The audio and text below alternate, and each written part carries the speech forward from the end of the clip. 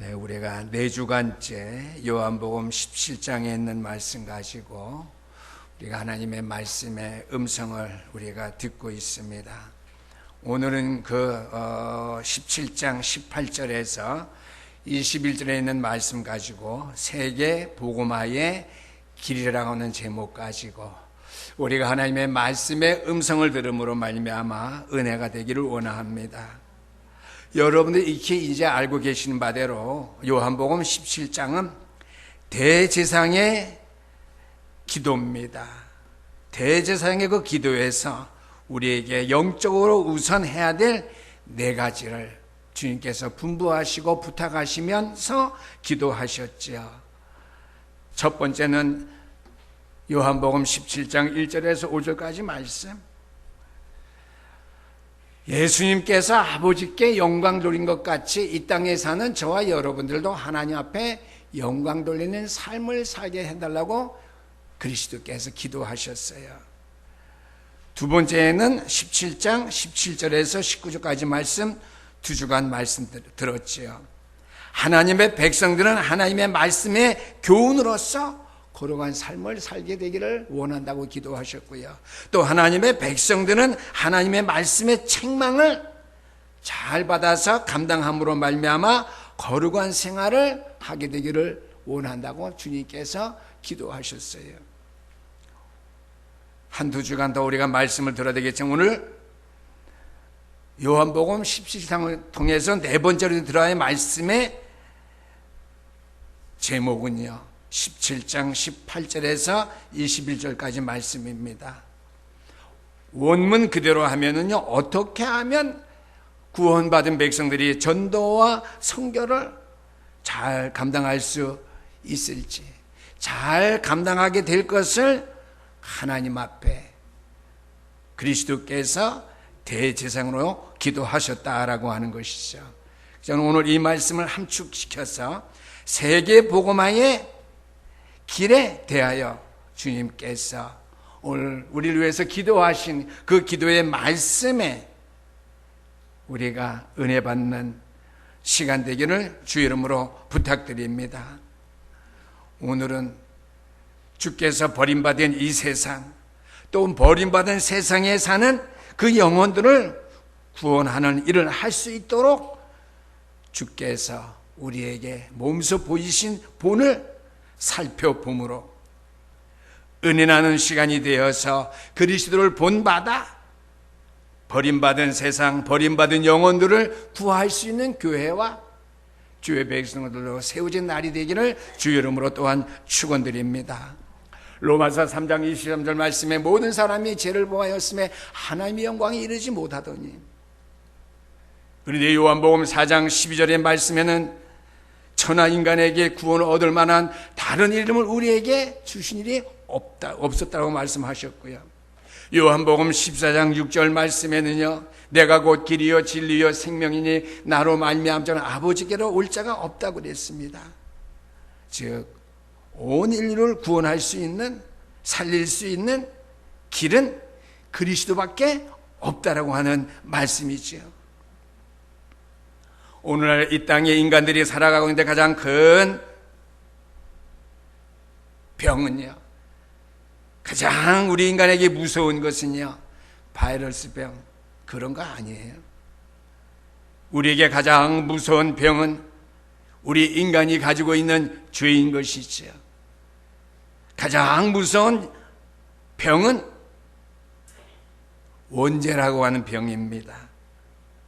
거기에 대한 유일한 치유책은요, 영혼 구원하는 길밖에 없다라고 하는 사실입니다. 우리의 인생이 구원받는 길은 교회에 출석한 일로 가지고 안 되죠. 이건 기독교의 오류입니다. 성례식을 통해서 인류가 구원받는 것이 아닙니다. 인류의 무서운 병을 치료받는 길이 아니라고 하는 것이죠. 이건 천주교의 오류입니다. 성례식을 강조하는 것. 오직 살아계시고 길 되시는, 생명의 길 되시는 예수 그리스도를 믿어야만 우리 인류가 구원받을 수 있으며 우리 인간의 가장 무서운 병을 치유할 수 있다라고 하는 것이죠. 그러므로 예수님께서는 복음을 가진 자들이 기도와 복음 증거에 믿음의 최선을 다하기를 원하고 계십니다. 그래서 우리가 그 일을 잘 감당할 수 있도록 주님께서 격려해 주시죠. 오늘 18절 말씀 보니까 아버지께서 나를 세상에 보내신 것 같이 나도 그들을 세상에 보내었고 그랬습니다. 아버지께서 나를 세상에 보낸 것 같이 나도 저희들을 세상에 보내었습니다 라고 주님께서 기도하셨다는 사실이죠. 내가 온 인류의 죄를 위해서 십자가의 고난 받도록 하나님께 나를 이 땅에 보내신 것 같이, 세상에 보내신 것 같이 나도 구원받은 백성들을 이 땅에 두었는데 그들이 전도와 선교를 감당해서 생명을 아끼지 아니하고 믿음의 삶을 훌륭하게 살아갈 수 있도록 주님께서 우리에게 사명을 주셔서 저와 여러분들을 보내셨다는 사실을 보내었다고 이렇게 기도해 주고 있습니다. 저 그리스도께서 우리에게 친히 본을 보이신 것이겠죠. 우리에게 자신의 사명을 위임하신 거예요. 내가 이제 감당했으니까 온 인류의 죄를 위해 십자가를 지시고 부활하셨으니까 이제 우리에게 위임하신 사명은 무엇이야? 나가서 이 사실을 전하라고 하는 것이죠. 인생의 구원자 오직 예수 그리스도만 말하고 오직 그만 전하라고 하는 것을 우리 주님께서 우리에게 부탁하시고 위임하신 기도를 요한복음 17장에서 드리셨던 것입니다. 그래서 9절 말씀해 보니까 내가 그들을 위하여 비옵나니 저와 여러분들입니다. 내가 비옵는 것은 세상을 위함이 아니요 내게 주신 자들을 위함이니이다. 그들은 아버지의 것이로소이다. 그리스도께서 저와 여러분을 위해서 빌면서 간구하면서 기도하시는데요, 내 것이 아니라 아버지의 것이기 때문에 내 뜻이 아니라 아버지의 뜻을 위해 살도록 내가 그들을 위해서 기도하신다고 하는 것이죠. 그래서 20절의 말씀도 보니까 내가 비옵는 것은 이 사람들만이 위함이 아니요 열한 제자입니다. 또 그들로 말미암아 나를 믿는 사람들로 위함이니 구원받은 백성들을 위해서 온 인류를 위한 전도와 선교 세계복음화의 길을 갈 수 있도록 주님께서 우리에게 사명을 위임하셨고 우리를 위해서 간구하시며 도구기도 하셨다고 하는 말씀이 되겠습니다. 그래서 우리는 주님께서 저와 여러분들을 위해서, 교회를 위해서 중보로 기도하고 계시는 사실을 한번 상상해 보십시오. 그리고 평생의 전도자의 삶에 믿음과 용기를 일침하게 되시기를 주의 이름으로 축원합니다. 그러면 오늘 성령의 능력으로 세계 복음의 길을 위해서 하나님께서 우리에게 사명을 주시면서 미션을 주시면서 우리에게 이 사실을 위임하시면서 친히 우리에게 보이신 본이 무엇인가? 세계 복음화의 길을 위해서 교회와 저와 여러분들이 보이신 본이 무엇인가 하는 것이죠. 첫 번째로 영혼을 불쌍히 여기셨다고 하는 것이죠. 긍휼입니다.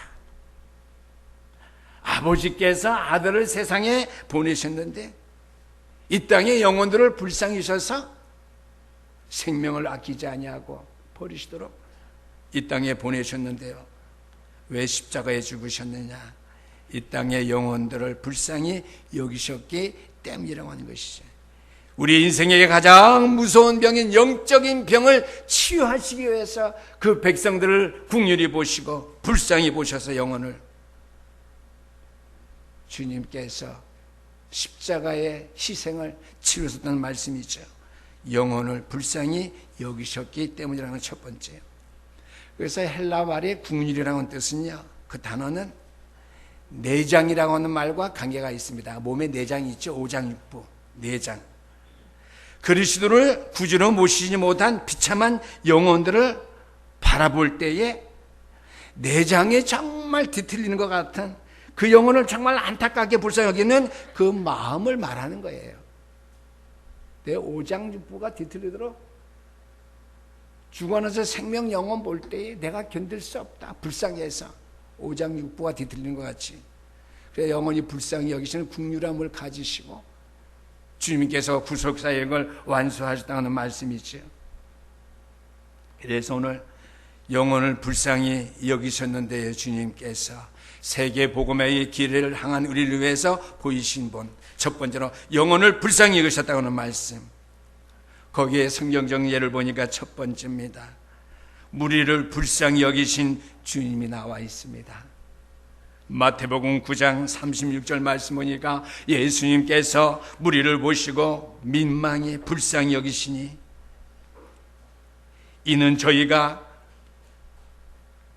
목자 없는 양같이 고생하며 유리함이라 그랬습니다. 그 당시에 이스라엘 백성들은 로마 압제하에 쉼이 지치고 시달렸으며 착취당한 삶을 살고 있었기 때문에 영육간의 힘이 부패한 사람들이었습니다. 그런데 오늘날 수많은 사람들이 역시 세상의 헛된 것들에 속거나 희생물이 되고 있는 것이죠. 그래서 이사야 55장 2절 말씀에 보니까 양식 아닌 것을 위하여 돈을 낭비하고 그랬습니다. 은을 달아주며 그랬는데 돈을 낭비하며 그랬죠. 이 땅의 인생들은요, 영혼의 갈증을 위해서 생명의 구원을 위한 샘물보다는, 생수보다는 세상에 불견하고 더러운 물을 마시고 살아가고 있다고 하는 것이죠. 은혜의 생수의 강물 앞에 나오지 못하고 은혜의 생수의 강물을 마실 줄 모르고 영혼의 갈증을 위해서 양식 아닌 것을 위하여 돈을 낭비하고 있다라고 하는 말씀이 되겠습니다. 두 번째로요, 오늘날 60억의 이 땅의 인구를 보시는 예수님의 긍휼히 여기심입니다. 마태복음 15장 32절의 말씀에 보니까 예수님께서 제자들을 불러 가라사대 내가 무리를 불쌍히 여기노라. 저희가 나와 함께 있은 지 이미 사흘임에 먹을 것이 없도다. 길에서 기진할까 하여 굶겨보내지 못하겠노라 그랬습니다. 많은 무리들이 주님의 말씀 들어왔는데 사흘 동안 아무것도 먹지 못해서 저들이 가는 길에서 지쳐서 공경함에 빠지지 아니할까 염려된다고 그랬습니다. 예수님께서 그 당시에 무리들을 보시고 이처럼 불쌍히 여기셨는데 오늘날 이 땅에 죽어가자 하는 60억에 넘는 세계 인구를 보실 때 과연 주님께서 어떠한 심정이실까? 우리가 생각해 보면서 우리가 세계 여러 곳곳에 있는 60억의 많이 살아가는 인생들을 볼 때에 일일이 다 그 많은 무리에게 관심을 갖는다고 하는 것 쉬운 일이 아닙니다. 또 237개국 나라에 다 일일이 가서 복음을 전한다고 하는 것, 그들을 위해서 우리가 선교한다는 것 결코 쉬운 일이 아닙니다. 그러나 가장 중요한 것은 우리 주변의 불쌍한 영혼들을 우리가 날마다 보면서 그들을 우리가 어떻게 대하고 있는지, 우리의 믿음의 생각이 어떠한지, 우리의 마음의 중심이 어떠한지, 그 시초가 시작이 중요한 것입니다. 마태복음 20장 30절 말씀해 보니까 예수님께서는 자신을 찾아온 두 사람 소경을 긍휼히 여기사 치료해 주셨다고 그랬고요. 마가복음 1장 41절 말씀 보니까 예수님께 병 낫기를 간구하는 문둥병자를 민망히 여기사 치료해 주셨다고 그랬습니다. 그 다음에 마가복음 5장 1절에서 20절까지 말씀 보니까 귀신 들린 자를 불쌍히 여기사 주님께서 고쳐주셨다고 그랬습니다. 주님께서는 이 땅에 자기 주변에 있는 많은 찾아온 심령들을 불쌍히 여기셔서 그들을 영육간을 깨끗하게 치료한 사실을 우리가 알고 있습니다. 그럼 우리가 온 인류 60억 인근을 위해서 우리가 정도와 선교의 길을 우리가 걸어가는 사람들이 맞다면은요, 세계 복음의 언약의 길에 서 있는 신영교회 성도들이 맞다면은 저와 여러분들은 어떻게 되냐? 먼저 우리의 주변에 있는 사람들, 또 우리가 선교하고 있는 그 선교 현장을 해서 늘 깨어 기도하면서 우리의 믿음의 수고를 영육간에 아끼지 않아야 될 줄 압니다. 오늘 강구 시간에도 말씀드리겠지만은요, 키르기스탄 까라발타 지역에서 카시미르 전도사, 거기는 미신홈을 지어서요 활발하게 지금 사역하고 있는데 코로나19 걸렸대요. 미신홈의 식구들도 몇 명 걸렸는데 거기는 병원 시설이 열악하니까 받아주지도 아니하고 또 갈 수도 없대요. 그래서 전폭적으로 기도 후원합니다. 그제 조종재 선교사님께서 얼마나 안타깝게 있어요. 자기도 러시아에 있으면서 가보지 못하고 기도할 것밖에 없겠죠. 기도 부탁을 했습니다. 우리가 이번 한 주간 동안 우리가 정말 마음 다해서 시간 내서 치료되어져서 복음사역 감당할 수 있는 전도자의 삶을 바로 살아갈 수 있도록 기도할 수 있게 되길 바랍니다. 두 번째로 그리스도께서는 오래 참으셨다는 사실이죠. 우리 하나님은 또한 인내하시는 하나님이십니다. 그렇지 않았다면은요, 이 땅에 구원받을 수 있는 사람 한 사람도 없어요. 예를 들어서요, 제가 철이 들은 다음에 예수를 영접했다고 생각하십시다. 그 전에 어떻게 하나님이 오래 참으심이 없었다면, 우리 하나님이 국률하신가 오래 참이 없었다면 저는 그 전에 죽어야 될 사람이에요. 우리 주님께서 오래 참으심으로 말미암아 저와 여러분이 구원의 반열에 서게 된 줄 믿으시기를 주 이름으로 축원합니다. 첫 번째는 인내하시는 예수님. 베드로후서 3장 9절 말씀해 보니까 주의 약속은 어떠니 더디다고 생각하는 것 같이 더딘 것이 아니라 오직 너희를 대하여 오래 참으사 아무도 멸망치 않고 다 회개하기에 이르기를 원하노라고 그랬습니다. 될 수만 있으면 온 인류가 구원받아 하나님의 영광과 거룩하심에 참여하기를 원하셔서 오래 참으시고 인내하신다고 하는 것이죠. 따라서 죄인에 대한 우리 주님의 인내와 오래 참으심이 전제되지 않고서는요, 인류 구원의 길이 불가능합니다. 왜 우리가 온 인류 구원을 위해서, 세계 복음화를 위해서 기도하고 교회 사역을, 역사를 또 잘 감당해야 되느냐? 주님께서 인내하시고 오래 참으시기 때문에 인류 구원의 길이 아직 우리에게 열려있기 때문에 가능하다는 것이죠. 오늘도 전도와 우리가 선교를 할 수 있는 길은 주님께서 오래 참으시고 인내하신 그 이유 때문이라고 하는 사실을 우리가 기억해야 됩니다. 그래서 민수기서 구약 14장 18절 말씀 보니까 여호와는 노하기를 더디하고 인자가 많아 죄악과 가시를 사하나 그랬습니다. 예수님 당시에도 서기관들, 바리새인들, 헤롯 당원들을 비롯해서 예수님께 반대하며 핍박하고 조롱하는 무리들이 많이 있었고요. 가전 논쟁 속에 올무를 놓아서 예수님을 어떻게 해요? 체포하려고 하는 사람들이 많이 있었지만은 주님께서 그 영혼들을 보시고 참으셨다는 사실이죠. 또 베드로도 사랑하는 제자였지만은요, 주님을 3번 부인했는데도 끝까지 참으셔서 복음의 역사를 이루고 주를 위해서 십자가에 거꾸로 앉아 순교하도록 주님께서 참으셨다는 사실. 두 번째로 오래 참으시고 인내하시는 우리 주님이실 뿐만 아니라 포기하지 아니하시는 예수님이십니다.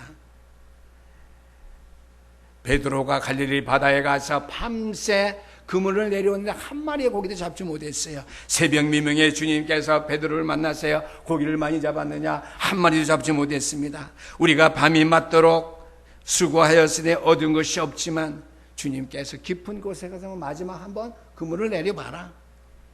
주님의 말씀에 의지해서 그물을 던졌더니 많은 고기를 얻었습니다. 저와 여러분들은 어떤 어부죠? 고기 잡는 어부가 아니라 사람 낚는 어부입니다. 주님께서 말씀하시고 명령 떨어질 때까지 우리는 주님의 일, 복음 증거하는 일에 포기해서는 안 될 것입니다. 우리 주님께서는 선한 목자가 되셔서 잃은 양 한 마리를 찾기 위해 참으시면서 가신 덤불 낭떠러지 길까지 갔던 사실을 기억하시길 바랍니다. 니고데모가 유대인의 간원으로서 구원의 길을 알지 못했지만 그에 대해 참으신 주님, 수가성 여인이 죄를 지고 5번씩 결혼하면서 말할 수 없는 비참한 삶을 살았지만 그 한 생명 포기하지 아니하시는 우리 예수님, 하나님께서는 어떻게 해요? 가나안 땅에 들어갈 때 기생 라 한 사람까지 포기하지 아니하시고 어떠한 상황, 어떠한 환경 가운데 사는 인생이든지 간에 다 살리시기를 구원하시고 원하시는 주님, 우리 하나님의 사실을 알게 되기를 주 이름으로 축원합니다. 세 번째로는 주님께서는 한 생명 한 영혼을 살리기 위해서 우리에게 지혜를 보이셨습니다. 영혼 구원에서 예수님께서 보이신 본은 특히 지혜입니다. 유대인으로 태어난 것을 자랑하면서 주님 앞에 찾아 나온 니고데모에게 주님께서 하신 말씀이 뭐예요? 거듭나야 될 것을 말했어요.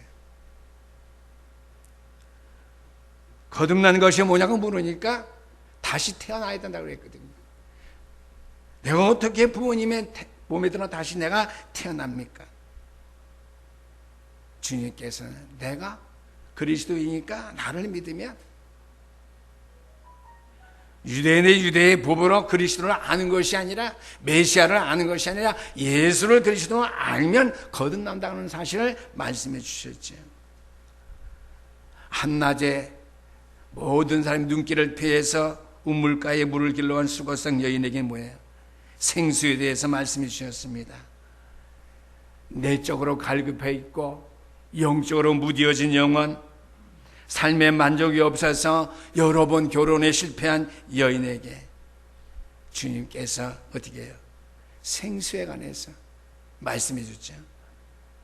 복음을 전하는데 예수님이 우리에게 본을 보이신 지혜입니다. 예수님께서는 죄인들에게 복음을 전하는 방법에 대해서 지혜를 우리에게 친히 보여주셨습니다. 첫 번째입니다. 구원의 진리를 가르쳤지요. 마태복음 7장 13절에서 14절까지 말씀 보니까 특별히 14절 말씀, 생명으로 인도하는 문은 좁고 길이 협착하여 찾는 자가 적음이라 그랬습니다. 구원은 문이 작든지 길이 협착하든지 상관없이 그 문만 통과하면 된다라는 거예요. 다르게 해석하는 목회자들이 많이 있어요. 그건 복음적인 해석이 아닙니다. 복음적인 해석은요, 길이 협착하든지 문이 작든지 상관없이 쉬워요. 그냥 문만 열면 영생을 얻게 된다고 하는 지혜를 말씀해 주셨어요. 그래서 구원의 문을 통해 들어가는 것 같이 구원은 쉽고 단순하다고 하는 것이죠. 또한 누가복음 14장 15절에서 24절까지 말씀 보니까 잔치에 초대하면 그 잔치에 가서 음식만 먹으면 된다고 하는 것, 잔치에 참여하는 것 같이 쉽다고 그랬습니다. 그 다음에 로마서 6장 23절 말씀 보니까 죄의 싹은 사망이요 하나님의 은사는 예수 그리스도 우리 주 안에 있는 영생이니라 그랬습니다. 하나님의 은혜만 받으면, 하나님의 은혜만 바로 찾으면 된다라고 하는 것이죠. 구원의 진리를 쉽게 우리에게 말씀해 주셨습니다. 두 번째로 주님께서 우리에게 보이신 지혜는요, 두 번째입니다. 구원은 단순하다고 하는 거예요. 요한계시록 3장 20절 말씀, 우리가 구원의 길 우리 장로님 기도하신 분들 하고 있죠. 닫혀있는 내 마음의 문을 내가 여는 것 같이 단순하다고 하는 것이에요. 말씀을 들을 때 아니요 하는 것보다 이해하는 것이 쉽다라고 하는 것이죠. 볼지어다 내가 문 밖에서 두드리노니 내 음성을 듣고 문을 열면 내가 그에게로 들어가 그로 더불어 먹고 그는 나로 더불어 먹으리라 그랬습니다. 주님께서 말씀하실 때에, 주님께서 내 마음의 문을 두드릴 때에 그의 음성을 듣고 하나님의 음성이자고 그 문을, 마음의 문을 열면 된다고 하는 거예요. 안 그러면 믿음의 생활이 힘들고 우리에게 어렵고 까다롭겠죠. 그래서 주님께서 우리에게 지혜로 보이신 것은 구원의 길은 너무나 쉽고 단순하고 평탄하며 하나님의 큰 은혜와 축복을 받을 사람들은 마땅히 할 수 있다고 하는 것이죠. 마지막 네 번째입니다. 우리에게 희생을 보이셨어요.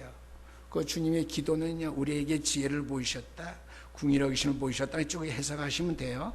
우리에게 희생을 보이셨다, 오래 참음을 보이셨다, 영혼을 불쌍히 여기신 것을 중보 기도하시고 보이셨다, 오래 참음에 대해서 기도하시고 본을 보이셨다, 우리에게 지혜를 보이시도록 중보 기도하셨다, 우리에게 희생을 보이시면서 우리 위해서 기도하셨다고 하는 것이죠.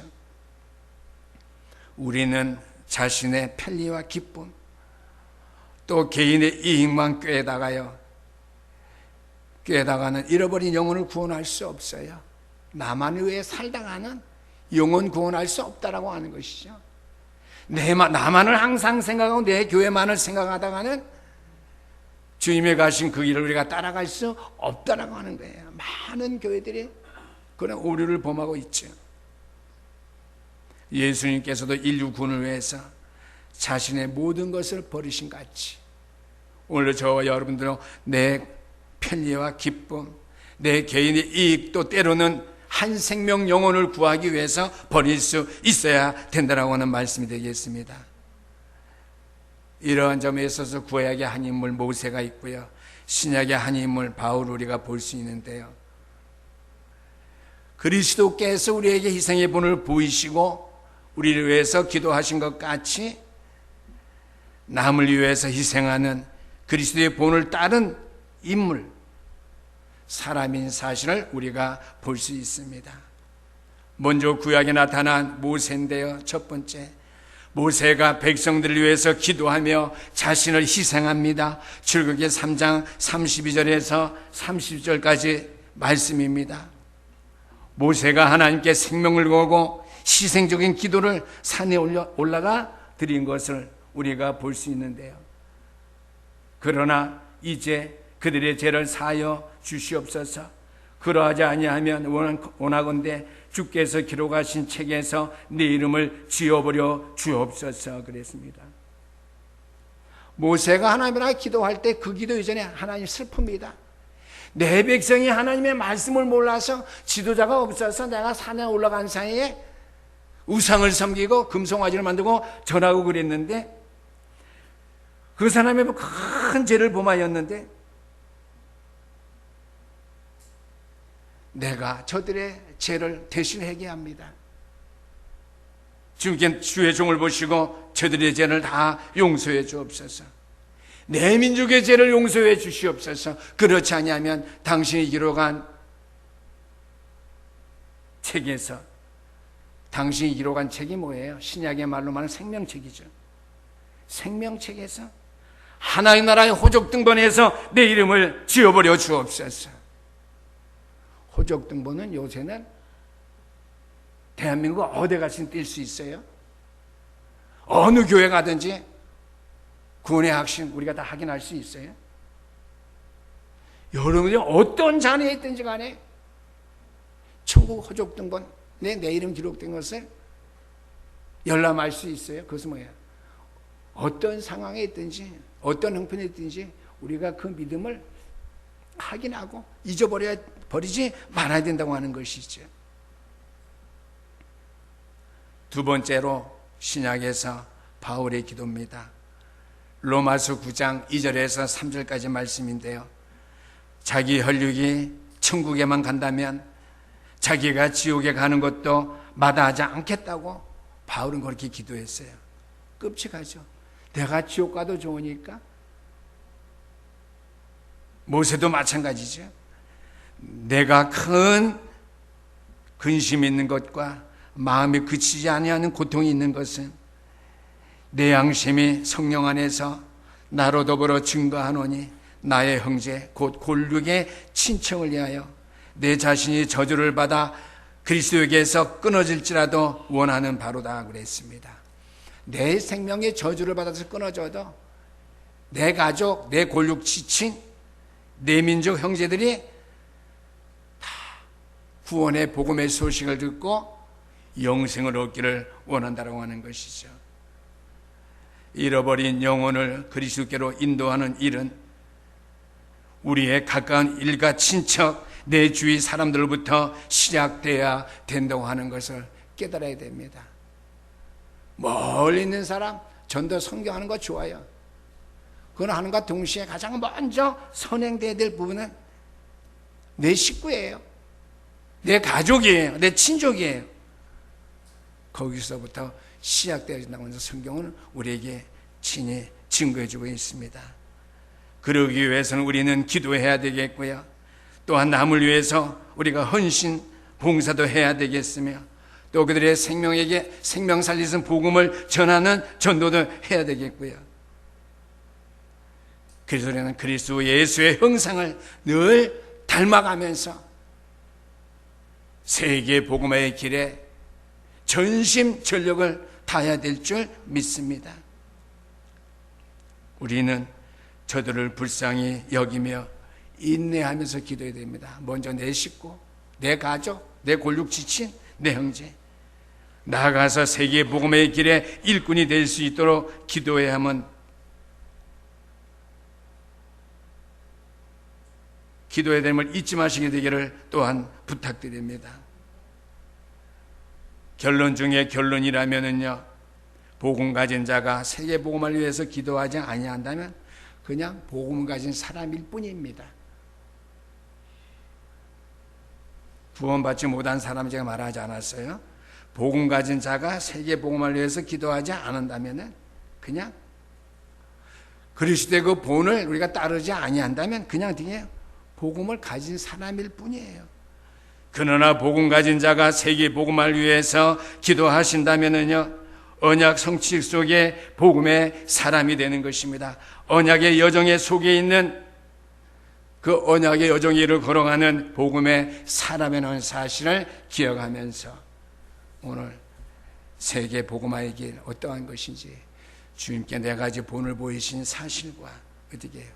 마지막 결론적으로 주님께서 우리를 위해서 도고 기도한 것 같이 세계 복음화의 길을 놓고 우리가 기도해서 그냥 복음의 사람이 될 것이 아니라 언약 성취 속에 복음의 사람이 될 수 있기를, 또는 언약의 여정 속에 길을 걷는 언약 성취의 복음의 사람들이 다 될 수 있기를 주의 이름으로 부탁드립니다. 기도하시겠습니다. 우리 하나님 아버지 감사합니다. 오늘도 저들에게 세계 복음의 언약의 길을 바로 갈 수 있는 그 분을 보이신 대제사장